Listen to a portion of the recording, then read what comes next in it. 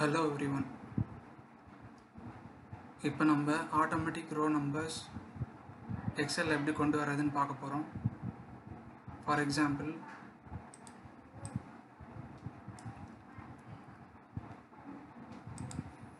Equal to sequence function எடுத்துக்கலாம். அதில் row ஆர்குமெண்ட்டில் count ஏ,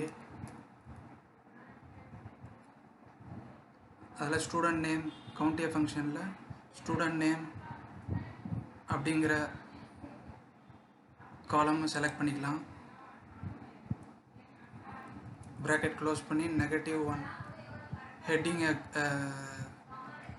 count பண்ணக்கூடாது அப்படிங்கிறதுனால -1 ப்ராக்கெட் க்ளோஸ் பண்ணி என்ட்ரு கொடுத்தோன்னா இப்போ வந்துருச்சு. ஃபார் எக்ஸாம்பிள்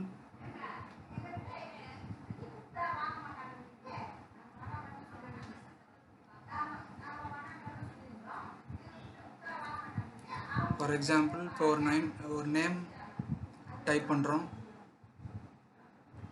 ஃபார் எக்ஸாம்பிள் இப்போ இந்த நேமை எரேஸ் பண்ணுறோம். அதே மாதிரி எரேஸ் பண்ண டெலீட் ஆகும்.